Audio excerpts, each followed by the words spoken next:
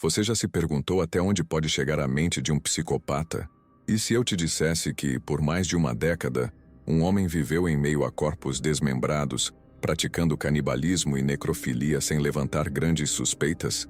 Sim, estamos falando de Jeffrey Dahmer, o infame canibal de Milwaukee, cujo apartamento 213 se tornou palco de um dos casos mais perturbadores da história dos crimes reais nos Estados Unidos.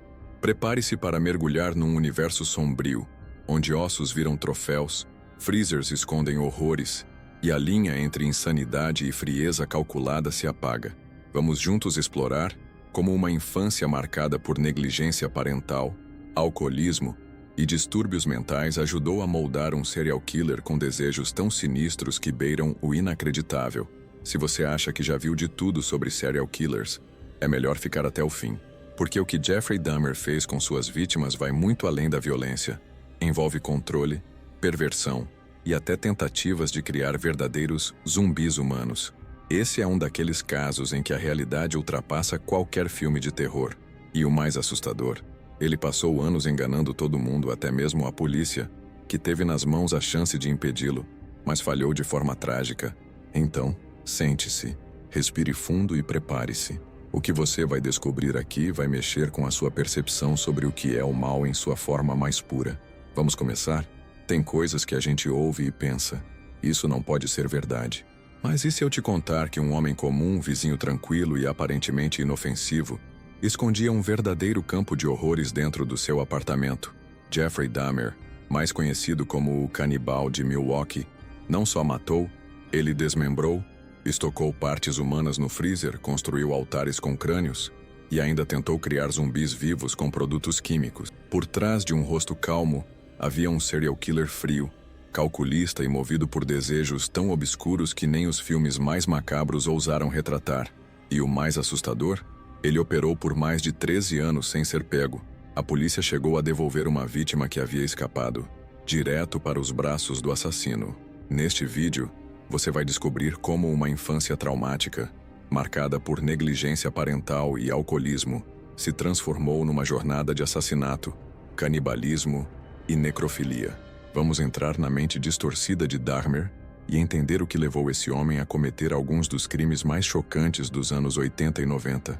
Você vai conhecer detalhes que ficaram escondidos por muito tempo: o altar com crânios, o freezer repleto de restos humanos, as 74 fotografias que documentavam os assassinatos, e até a confissão em 60 horas de entrevistas que revelam um verdadeiro pesadelo real. Mas atenção, essa história não é para qualquer um. Ela desafia o que acreditamos sobre o ser humano. Então, se você está pronto para encarar os segredos mais sombrios da mente de um psicopata, continue com a gente até o fim. O que vem a seguir é perturbador e impossível de esquecer. Desde muito cedo, Jeffrey Dahmer teve a infância moldada por um cenário de gritos, brigas e portas batendo. Filho de um casal em conflito constante, ele cresceu cercado de tensão emocional e pouca atenção genuína. Enquanto outras crianças brincavam no quintal, Dahmer se refugiava no próprio silêncio, criando um mundo sombrio dentro de si. O ambiente familiar era tudo, menos acolhedor, um campo fértil para traumas que mais tarde explodiriam em forma de violência.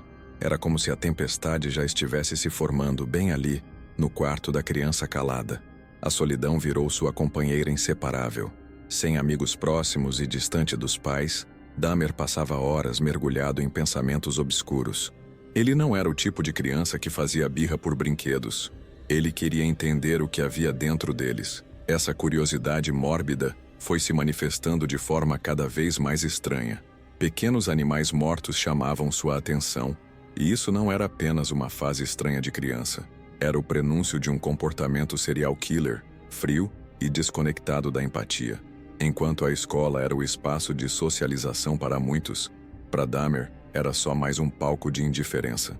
Isolado, era visto como esquisito pelos colegas e raramente interagia com alguém de forma natural. Seus professores, mesmo percebendo o comportamento apático e introspectivo, não conseguiram intervir de forma eficaz. O problema é que, quando a negligência parental se junta à indiferença institucional, cria-se o terreno ideal para uma mente atormentada florescer em segredo. E foi exatamente isso que aconteceu. A figura do pai, quase sempre ausente por conta do trabalho, e a instabilidade emocional da mãe contribuíram para a formação de uma personalidade desconectada do afeto. Não havia abraço, não havia conversa, só silêncio e abandono. O lar de Dahmer não oferecia suporte emocional, muito menos limites ou orientação. A infância, que deveria ser o alicerce para a empatia e o equilíbrio, acabou sendo o laboratório silencioso onde os primeiros sintomas da psicopatia começaram a surgir. Tudo isso nos leva a pensar em como os primeiros anos de vida são determinantes. Jeffrey não nasceu um monstro, mas foi se tornando um ao longo do tempo, alimentado por abandono, trauma e solidão. E quando a dor encontra espaço no silêncio, ela cria monstros calados, que só mostram os dentes muito tempo depois. Esse foi apenas o começo, e as coisas estavam prestes a piorar. Jeffrey Dahmer não só cresceu em um ambiente instável, ele literalmente sobreviveu nele. O caos dentro de casa era silencioso e constante. O pai, Lionel, passava mais tempo mergulhado no trabalho do que com o filho, enquanto a mãe, Joyce, enfrentava sérios distúrbios mentais e surtos depressivos frequentes. Ninguém realmente olhava para Dahmer. Ele estava ali, mas era como se fosse invisível. Essa negligência parental deixou marcas profundas, como aquelas rachaduras numa parede antiga que a gente só percebe quando já é tarde demais. Desde pequeno, Dahmer demonstrava sinais alarmantes, mas foram ignorados como coisas de criança. Ele colecionava carcaças de animais atropelados e adorava ouvir o som de ossos batendo entre si. Pode parecer bizarro, e realmente é, mas na cabeça dele aquilo era fascinante. O problema é que ninguém parou para perguntar o porquê dessa fixação. Nem o pai, que até achou curioso o interesse do filho por anatomia, percebeu que algo estava fora do normal. Foi uma falha silenciosa, que custaria muito caro anos depois. A casa onde ele vivia era uma cápsula de tensão emocional. Joyce tomava remédios controlados, tinha episódios de pânico e chegava a ficar dias trancada no quarto. Jeffrey, nesse meio tempo, vagava pela casa como um fantasma, sem direção, sem supervisão e sem amor. Com o tempo, seu mundo interno foi se tornando mais denso e mais escuro. Ele começou a passar horas sozinho no porão, manipulando ossos de animais, um hábito que, em outros contextos, poderia soar como curiosidade científica, mas que nele já flertava com o mórbido. A ausência de limites e afeto formou uma mistura explosiva. Quando uma criança não encontra direção em casa, ela busca suas próprias respostas. E no caso de Dahmer, essas respostas estavam na morte. A linha entre o que era vivo e o que era objeto foi se apagando na mente dele. Os cadáveres não causavam medo, causavam interesse. O desmembramento não parecia monstruoso, parecia um experimento. É assim que nasce um psicopata, aos poucos, na sombra da indiferença. E enquanto todo mundo olhava para o futuro, esperando que ele se tornasse um bom homem, por dentro, ele já estava ruindo. Aquela infância traumática foi a semente do comportamento violento e da necrofilia que viriam depois. Mas ninguém viu, ninguém ouviu. Dahmer cresceu no silêncio, e foi esse mesmo silêncio que mais tarde se tornaria grito. Mas um grito vindo das vítimas. Com o passar dos anos, o que era um interesse estranho por animais mortos começou a se transformar em algo ainda mais inquietante. Jeffrey Dahmer, já adolescente, passou a recolher bichos atropelados pelas ruas para levar para casa. E não era por pena, era por fascínio. Ele queria ver o que tinha dentro, como tudo era montado por dentro.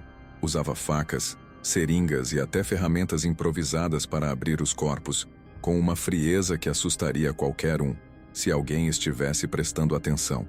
O que torna essa fase ainda mais chocante é que tudo isso acontecia com uma certa permissão do pai. Lionel Dahmer, achando que o filho estava simplesmente explorando a ciência, montou um pequeno laboratório caseiro para ele no porão. Frascos, lâminas, produtos químicos, tudo à disposição. Mas o que parecia um estímulo à curiosidade virou o playground de uma mente cada vez mais distorcida. Jeffrey não via mais os corpos como seres que viveram. Ele via peças, estruturas, mecanismos. Esse comportamento, aliás, é extremamente comum entre serial killers. Muitos deles começam justamente com experimentos em animais, como se estivessem treinando para algo maior. E no caso de Dahmer, a progressão foi natural. Quanto mais ele brincava com os cadáveres, mais ele se distanciava da noção de vida e morte. A ideia do desmembramento passou a não causar mais repulsa, mas sim uma estranha forma de prazer. E ninguém notava isso. Ele era só o garoto quieto do fim da rua. Se tivessem olhado mais de perto, talvez percebessem o brilho diferente nos olhos dele quando falava de esqueletos, ou a calma excessiva ao manusear restos mortais. Mas tudo foi se camuflando sob a aparência de timidez. Esse fascínio mórbido cresceu silencioso, criando raízes profundas. E a cada novo animal dissecado, Jeffrey se aproximava mais da ideia de fazer isso com algo, ou alguém, que ainda respirava. A adolescência para muitos é um período de descoberta, transformação, busca por identidade. Para Dahmer, foi o palco de um desvio quase irreversível. Ele não queria só entender como a vida funciona. Ele queria controlar quando e como ela termina. Essa obsessão pelos corpos mortos por dentro já era o esboço do serial killer que o mundo viria a conhecer anos depois. E como você vai ver a seguir, esse interesse pelos ossos e cadáveres estava longe de terminar. Na infância de Jeffrey Dahmer, os ossos não eram apenas restos, eram quase relíquias. Ele os colecionava com o mesmo entusiasmo que outras crianças colecionam figurinhas. Certa vez foi flagrado manipulando ossos debaixo da casa, dizendo que gostava do som que faziam ao se chocarem. Para ele, não havia repulsa, havia curiosidade. Esse fascínio precoce pelos restos mortais foi uma das primeiras pistas de que algo não estava certo. Mas, de novo, ninguém levou a sério. O que começou com esqueletos de pequenos animais evoluiu para rituais silenciosos. Jeffrey desmontava os corpos como quem desmonta um brinquedo, peça por peça, tentando entender a lógica por trás da estrutura. E essa prática se tornava cada vez mais natural. Era como se o ato de dissecar lhe desse controle, domínio sobre algo que ele nunca teve, a vida das coisas. Aos poucos os ossos deixaram de ser só ossos, viraram símbolos de poder e intimidade para ele. Dentro do quarto ou no porão, ele organizava seus achados com extremo cuidado. Alguns iam para potes com formol, outros eram fervidos em água com alvejante para remover a carne. O objetivo? Preservar os ossos. E aqui entra um detalhe perturbador. Ele os tratava como tesouros. Guardava, nomeava, organizava. Era uma espécie de museu pessoal, mas um museu sombrio, alimentado pela morte. Isso, claro, já indicava uma relação disfuncional com a noção de vida, empatia e até humanidade. Esse tipo de obsessão não surge do nada. Em muitos casos de psicopatia, há uma busca por domínio físico e simbólico sobre os corpos. Dahmer encontrou nos ossos um ponto de fixação.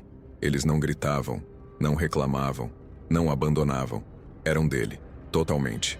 E por isso, quanto mais ele se envolvia com os restos dos animais, mais ficava evidente que, para ele, aquilo era só o começo. O próximo passo seria fazer o mesmo com seres humanos. E ele sabia disso. Esse comportamento precoce, com aparência de brincadeira estranha, foi ignorado por todos ao redor. E quando a obcecação por ossos se junta à negligência familiar e ao isolamento social, o resultado é perigoso. Dahmer não colecionava apenas restos, ele colecionava poder. E esse desejo por controle absoluto ainda ia se tornar o combustível para crimes macabros, como o mundo jamais imaginaria. Mas antes disso, veio outro ingrediente tóxico: o álcool. Aos 14 anos, Jeffrey Dahmer já mergulhava num ciclo sombrio de alcoolismo. Não era social, nem recreativo, era fuga. Ele levava bebidas escondidas para a escola e consumia nos intervalos, nos banheiros, até durante as aulas. O álcool era um sedativo para sua mente inquieta, um anestésico contra pensamentos que ele próprio não compreendia. Aquela infância traumática, marcada por negligência parental e ausência emocional, começou a cobrar um preço alto, silenciosamente. Foi também nessa fase que começou a se confrontar com a repressão sexual. Dahmer se reconhecia homossexual, mas vivia num ambiente onde isso era tabu, sem diálogo, sem apoio, e com uma mãe emocionalmente instável e um pai ausente, não havia espaço para entender sua própria identidade. A confusão virou culpa, e essa culpa, embriagada pelo álcool, rapidamente se misturou com fantasias que envolviam dominação, submissão e controle físico sobre os outros. Ele não fantasiava com afeto, fantasiava com imobilidade. O desejo começou a surgir apenas quando o outro estava inconsciente ou indefeso. Isso se tornaria a base de seus futuros crimes, que envolveriam dopagem, necrofilia e até desmembramento. O álcool, nesse contexto, não só alimentava esses pensamentos, ele apagava os limites. Com o tempo, Dahmer passou a associar prazer à ausência de reação. O início do comportamento violento já estava se desenhando. Na escola era visto como estranho, deslocado, e ninguém parecia saber lidar com ele. Fazia piadas inapropriadas, imitava pessoas com deficiências e ria de temas mórbidos. Mas por trás da aparência caricata, havia um adolescente com um transtorno mental em formação, clamando por atenção de forma distorcida. Em vez de ajuda, ele recebeu isolamento. E quanto mais isolado ficava, mais os pensamentos sombrios ganhavam força, alimentados pelo álcool e pela ausência de empatia ao redor. Esse período foi o caldeirão onde se misturaram traumas, vícios e desejos distorcidos. Uma combinação explosiva de abandono, identidade reprimida, compulsões e um cérebro que começava a desconectar-se da empatia humana. Se alguém tivesse notado, talvez a história fosse outra.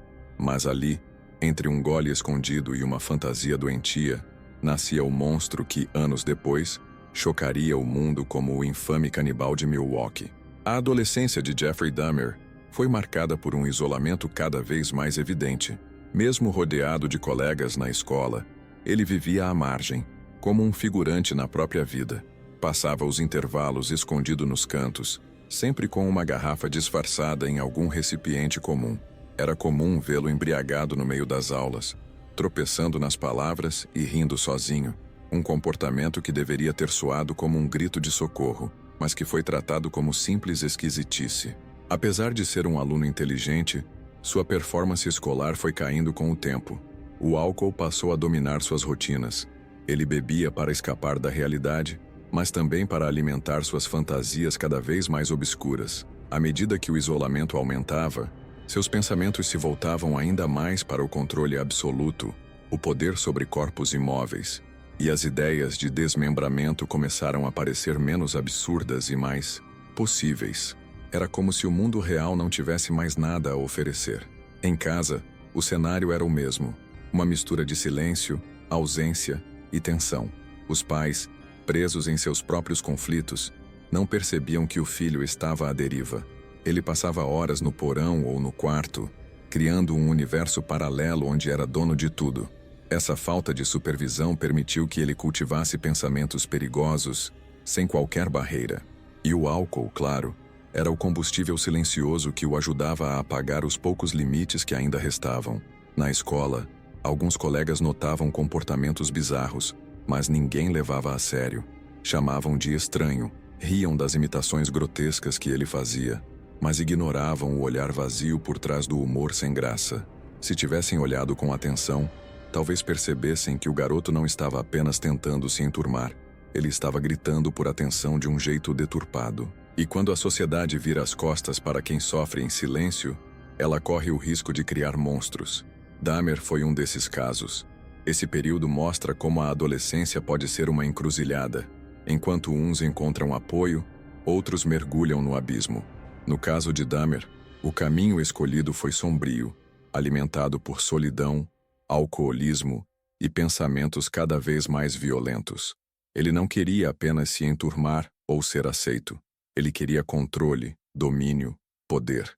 E aos poucos essas ideias passaram a ser mais que devaneios. Estavam prestes a se transformar em ação. O ano era 1978. E Jeffrey Dahmer tinha apenas 18 anos quando cruzou a linha entre fantasia e realidade. A vítima foi Stephen Hicks, um jovem que ele conheceu na estrada e convidou para sua casa com a desculpa de beberem juntos. Depois de algumas horas, quando Hicks quis ir embora, Dahmer não suportou a ideia de perdê-lo. Pegou uma barra de ferro e o golpeou, depois o estrangulou. Foi seu primeiro assassinato, e o ponto sem retorno. Ele escondeu o corpo no porão, desmembrou, dissolveu partes em ácido e espalhou os restos no quintal. Esse primeiro crime foi como abrir uma porta que jamais se fecharia.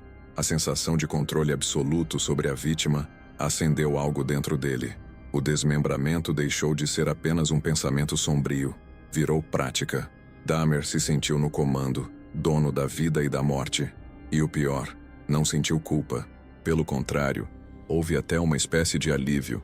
Por um tempo ele conseguiu se segurar, mas o desejo já estava plantado. Era só questão de tempo até ele matar de novo. Nos anos seguintes, ele tentou seguir uma vida normal. Entrou na universidade, foi expulso. Tentou o exército, foi dispensado. O álcool continuava presente, e os pensamentos macabros, cada vez mais intensos. Ele chegou a viver com a avó na esperança de se ajustar, mas mesmo lá, começou a trazer homens para casa e repetir os velhos padrões. Seduzia, drogava e ficava observando os corpos inconscientes por horas. A obsessão estava crescendo. Já não era só matar, era ter posse total sobre o outro. Quando voltou a viver sozinho, as barreiras morais desabaram de vez. Começou a caçar vítimas em bares gays, prometendo dinheiro em troca de sessões fotográficas. O padrão se repetia: sedativo na bebida, estrangulamento, desmembramento. Dessa vez, com um agravante ainda mais grotesco, ele começou a guardar partes dos corpos, corações, órgãos, crânios, tudo cuidadosamente embalado e escondido. O apartamento dele começava a se transformar num verdadeiro cenário de horror. Esse primeiro assassinato não foi um acaso. Foi o início de uma trajetória que duraria 13 anos e deixaria 17 vítimas pelo caminho. Cada morte era uma tentativa de preencher o vazio, de alcançar um tipo de conexão que ele não conseguia com os vivos.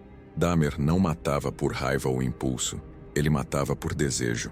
E com o tempo, os crimes foram ficando cada vez mais complexos, metódicos e macabros, e o mundo ainda nem sonhava com o que estava por vir. A partir de 1978, após o assassinato de Stephen Hicks, Jeffrey Dahmer entrou em um longo período de silêncio criminoso. Mas isso não significava paz. Pelo contrário, durante quase uma década, ele alimentou suas fantasias em segredo, esperando o momento ideal para agir novamente. Quando os assassinatos recomeçaram, em 1987, foi como se ele estivesse aperfeiçoando um método. A próxima vítima, Steven Tuomi, foi morta em um quarto de hotel, e Dahmer acordou ao lado do corpo sem se lembrar exatamente do que havia feito, o que não o impediu de começar o processo de desmembramento. Com o tempo, seus crimes passaram a seguir um padrão. Ele escolhia homens jovens, geralmente de minorias étnicas, os atraía com promessas de dinheiro ou fotos, e os levava para seu apartamento. Lá, aplicava drogas para deixá-los inconscientes. Em seguida, cometia os assassinatos com estrangulamento e iniciava o processo de dissecação. Alguns corpos eram fervidos, outros colocados em tambores com ácido. Era como se ele estivesse desenvolvendo um manual macabro de como lidar com cadáveres, e pior ainda, com partes que queria preservar. Foi nessa fase que o canibalismo começou a se manifestar. Dahmer já não se contentava em apenas manipular os corpos. Ele queria levá-los para dentro de si, literalmente. Confessou mais tarde que chegou a cozinhar e consumir carne humana, como bíceps e corações. Segundo ele, isso fazia com que as vítimas fizessem parte dele para sempre. Um nível de perversão tão extremo que desafia até os especialistas mais experientes em psicopatia e distúrbios mentais. O prazer, para ele, estava em ultrapassar todos os limites possíveis. Além do canibalismo, surgiram as primeiras experiências com necrofilia. Ele mantinha os corpos por dias, dormia ao lado deles, tirava fotos e os posicionava como se ainda estivessem vivos. Em alguns casos, até decorava o local para simular um ambiente romântico. A obsessão pelo controle era tamanha que ele passou a explorar maneiras de manter as vítimas vivas, mas submissas, como veremos no próximo tópico. O que já era horrível passou a ser abertamente monstruoso, sem qualquer traço de empatia ou limite humano. Essa fase representa uma escalada no comportamento de Dahmer. Ele deixou de apenas matar. Agora, ele criava rituais. Cada crime era uma oportunidade de experimentar, testar e aprofundar sua própria loucura. E tudo isso acontecia dentro de 4 paredes, no famoso apartamento 213, onde ossos, órgãos e restos humanos conviviam com um homem que do lado de fora parecia comum, mas a linha entre o que ele fazia e o que ele era já tinha desaparecido.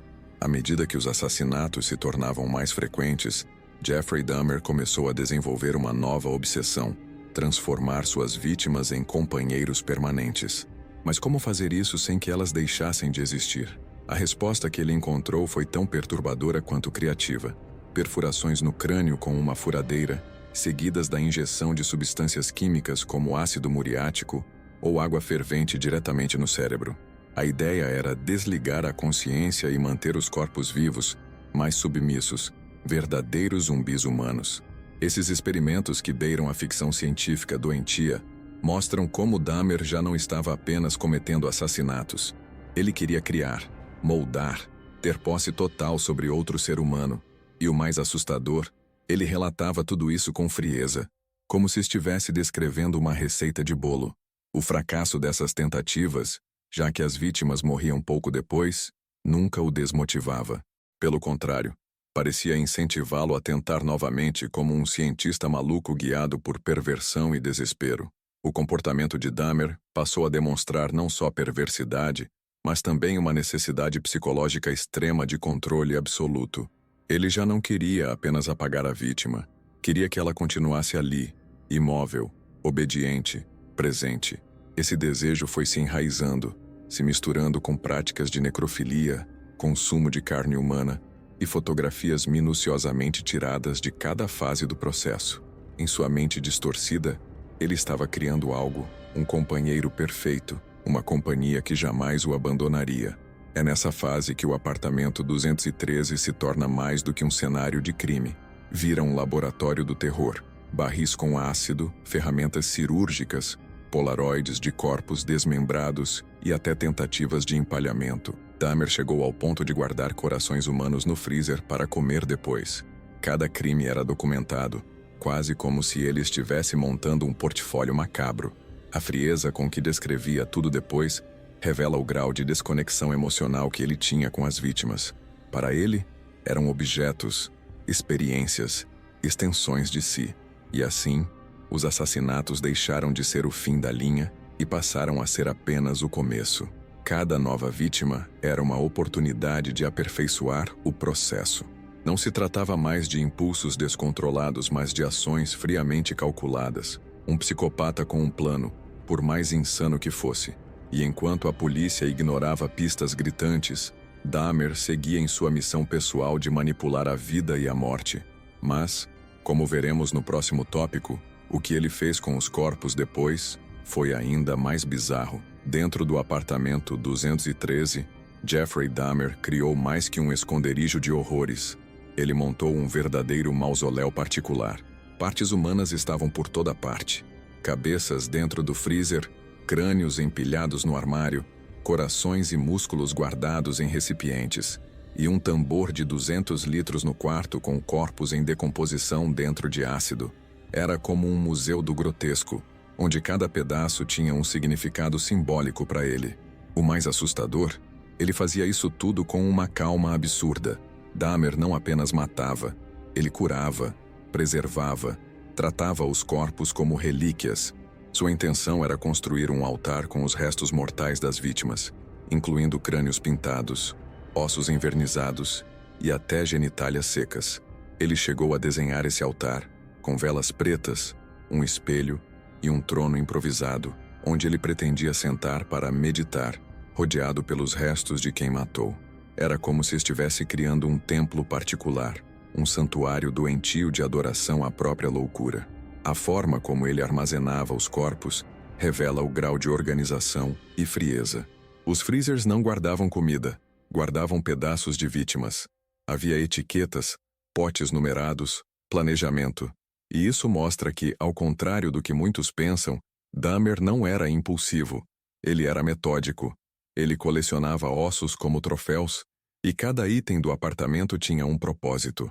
Inclusive, em suas confissões, ele admitiu que sentia prazer apenas por olhar para o altar em construção. A ideia de eternizar as vítimas fazia parte da necessidade de controle absoluto.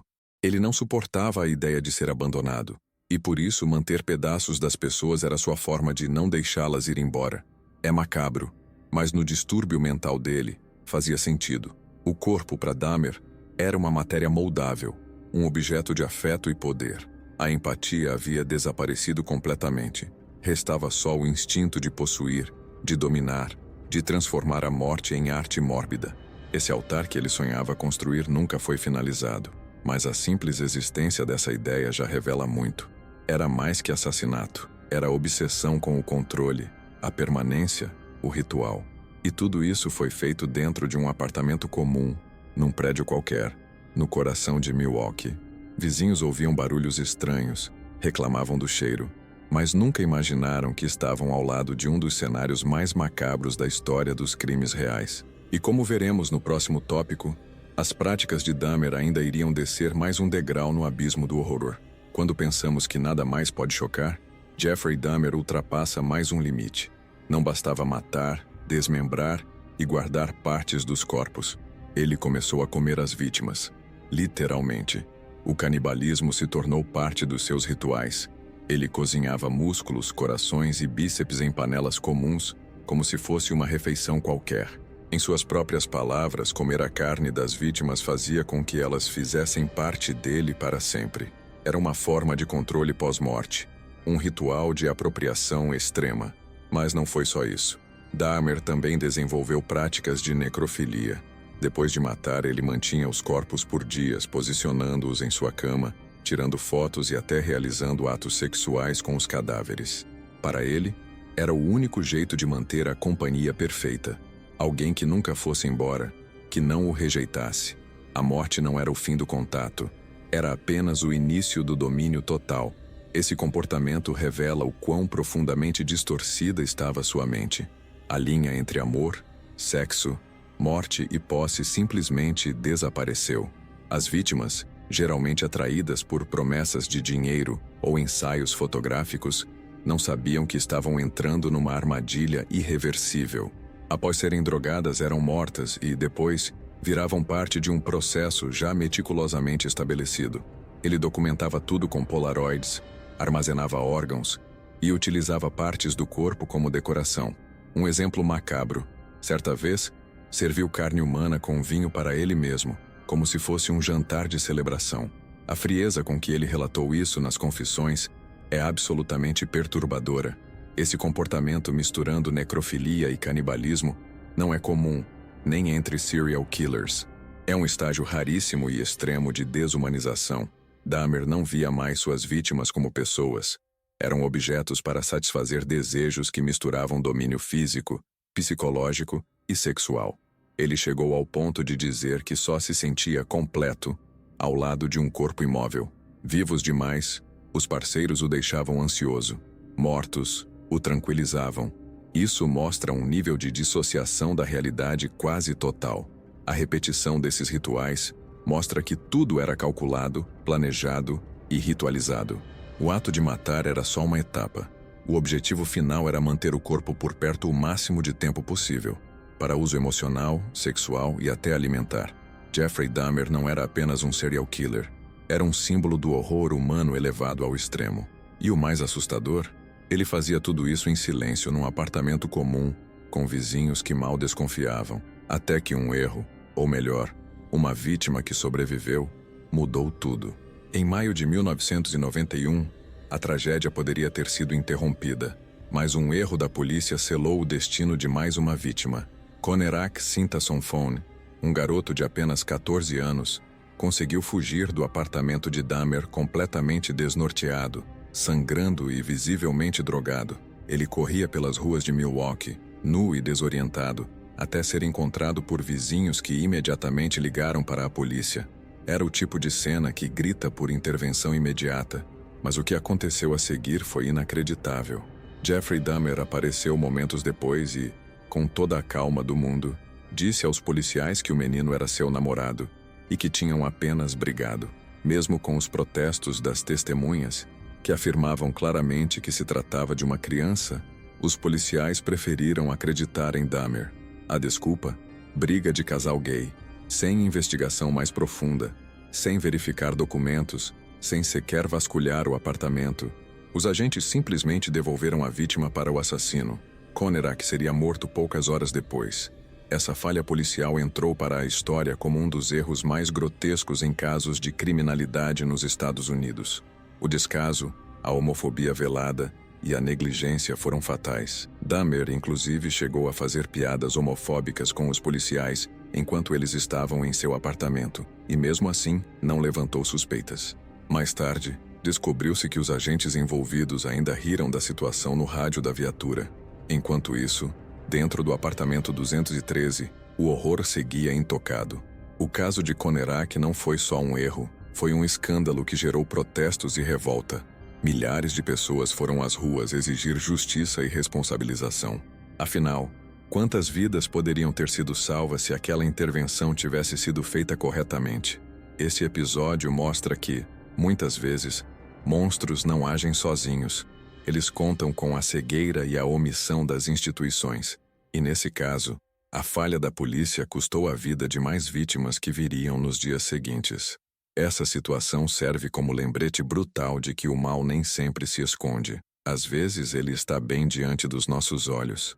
Dahmer não tinha superpoderes nem inteligência fora do comum. O que ele teve foi oportunidade. E essa oportunidade foi entregue, de bandeja, pela própria polícia. A pergunta que fica é: e se tivessem agido diferente? E se tivessem entrado naquele apartamento? O altar, o freezer, os crânios, tudo estava lá. A verdade estava a um passo, mas foi ignorada. A prisão de Jeffrey Dahmer aconteceu por acaso, mas foi o acaso mais necessário da história criminal dos Estados Unidos. No dia 22 de julho de 1991, ele tentou repetir seu ritual com mais uma vítima, Tracy Edwards. Como de costume, ofereceu dinheiro para fotos e levou o homem ao famigerado apartamento 213. No entanto, dessa vez, algo saiu errado. Tracy notou o comportamento estranho, viu o ambiente assustador, com um tambor no canto e cheiro insuportável, e começou a desconfiar que algo estava terrivelmente errado. Em um momento de distração, Tracy reagiu, acertou Dahmer e conseguiu escapar algemado de um dos pulsos. Correu pelas ruas até encontrar uma viatura da polícia. Dessa vez, os agentes resolveram investigar. Ao chegarem no apartamento, Dahmer tentou manter a calma, mas a atmosfera do local falava por si. Bastou uma rápida olhada e a abertura de uma gaveta para revelar a primeira peça do quebra-cabeça macabro. Fotos Polaroid de corpos mutilados, tiradas por ele mesmo, documentando cada etapa do desmembramento. A partir dali, o que a polícia encontrou ultrapassou qualquer expectativa, mesmo para os oficiais mais experientes. Havia crânios humanos no armário, um coração no freezer, mãos, pés e outros órgãos preservados em potes, além de 3 cabeças humanas dentro da geladeira. No tambor de 200 litros, restos em decomposição flutuavam em ácido. Era um verdadeiro pesadelo embalado em calmaria. Dahmer confessou tudo, com uma frieza que deixava claro. Ele não via aquilo como algo errado, apenas como parte da rotina. A cena no apartamento virou destaque mundial em poucas horas. Jornais, rádios e emissoras de TV não conseguiam acreditar nos detalhes. 17 vítimas, fotografias de cada crime, partes do corpo em diferentes estágios de conservação. A forma como Dahmer organizava os restos das vítimas, seu plano para construir um altar com crânios e a meticulosidade com que documentava tudo, mostravam o grau de psicopatia envolvido. Os investigadores disseram que foi como entrar no inferno, só que real, palpável e com endereço. A prisão de Dahmer não foi apenas o fim de um ciclo de assassinatos, foi o começo de uma revelação aterradora. O que parecia ser mais um sujeito estranho e solitário era, na verdade, o autor de um dos casos mais extremos de canibalismo, necrofilia e assassinato em massa da história moderna. E tudo isso passou despercebido por anos. A captura trouxe alívio, claro, mas também levantou uma pergunta incômoda. Como ninguém viu isso antes? A prisão de Jeffrey Dahmer foi apenas o começo do verdadeiro choque. Quando a polícia entrou no apartamento 213, o que encontraram não foi só evidência de crimes, foi um acervo do terror. Havia um verdadeiro catálogo fotográfico do horror. 74 polaroides registrando cada fase dos assassinatos, do momento em que as vítimas estavam vivas até o desmembramento e armazenamento das partes. Dahmer documentava tudo como se fosse um álbum pessoal, meticulosamente organizado. As imagens eram tão gráficas que alguns policiais precisaram de apoio psicológico. Os registros não deixavam dúvidas. Aquilo não era impulso, era método. Ele planejava, executava, registrava e preservava. Era como se quisesse eternizar cada crime, revivê-lo sempre que desejasse. Entre os objetos encontrados estavam também 4 cabeças humanas, 7 crânios, 2 corações, vários órgãos e genitálias conservadas em potes. Tudo isso em pleno centro de Milwaukee, dentro de um apartamento aparentemente comum. Cada cômodo revelava uma nova camada de insanidade. A prisão foi imediata, e a confissão veio com a mesma frieza que ele usava para esquartejar corpos. Dahmer confessou, em mais de 60 horas de interrogatório, o assassinato de 17 pessoas entre 1978 e 1991. Falou com detalhes, sem remorso, como quem narra um manual técnico. Segundo ele, tudo era sobre controle. Controlar a presença, a ausência, a vida e a morte. Os policiais ficaram estarrecidos não apenas com o que ouviram, mas com o modo quase calmo com que tudo era relatado.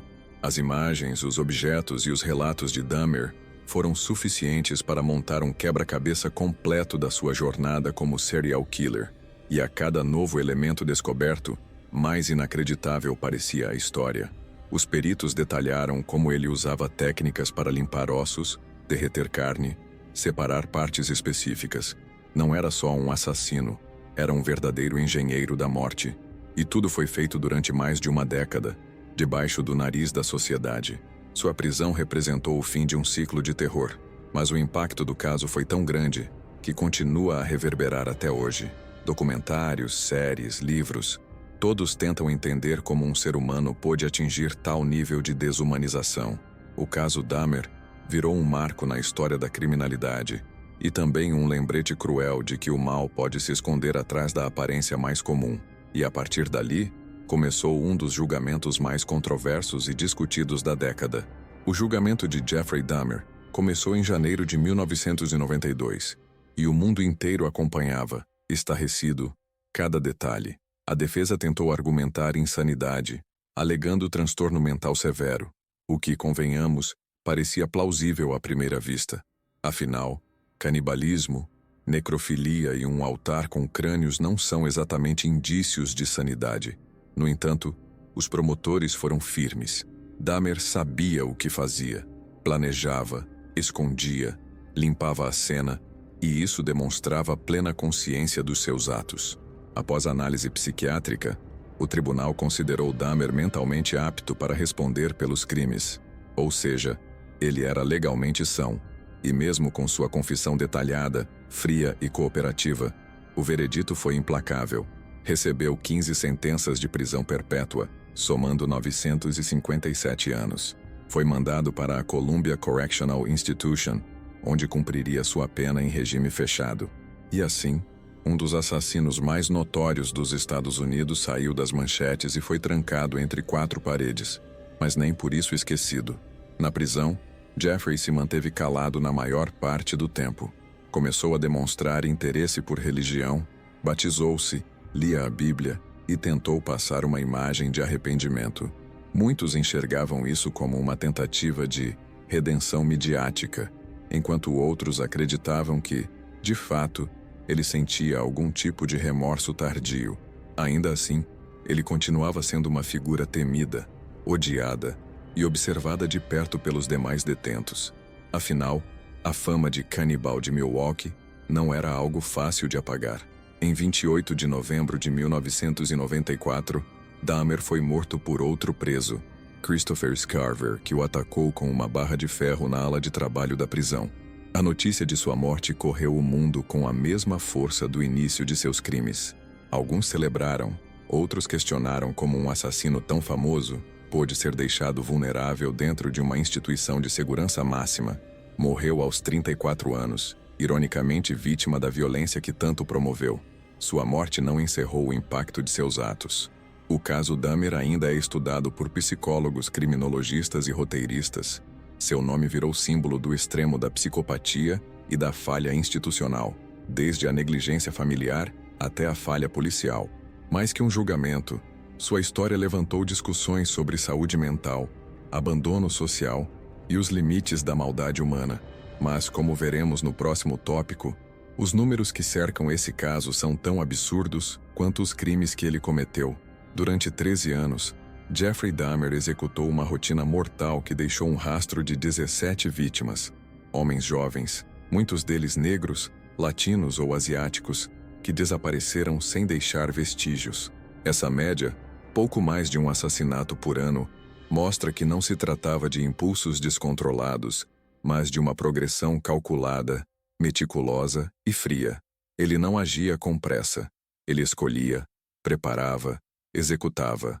Cada crime era parte de um ritual bizarro que se refinava a cada nova vítima. Esses assassinatos não foram aleatórios.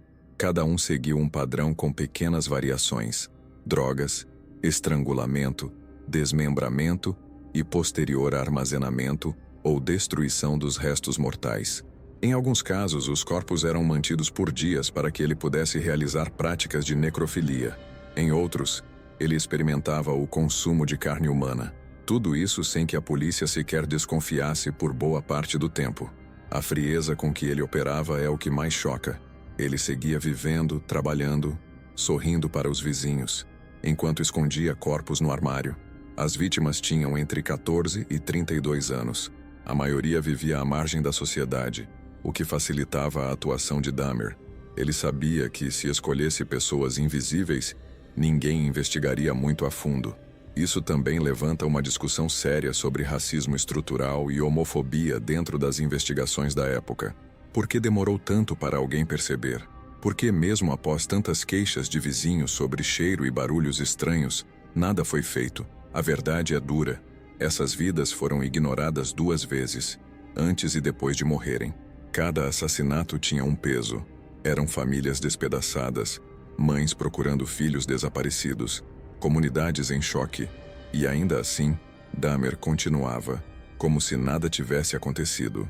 A sensação de impunidade, alimentada pelos erros da polícia e pela aparência comum que ele mantinha, deu a ele tempo de sobra para transformar sua obsessão em método. Quando finalmente foi capturado, o número 17 virou um símbolo, um lembrete de até onde a psicopatia pode ir quando passa despercebida por tanto tempo. Esses 17 crimes são mais do que estatísticas. São a prova de um comportamento metódico, cruel e ininterrupto. Cada vida tirada era parte de uma busca insana por controle, domínio e prazer.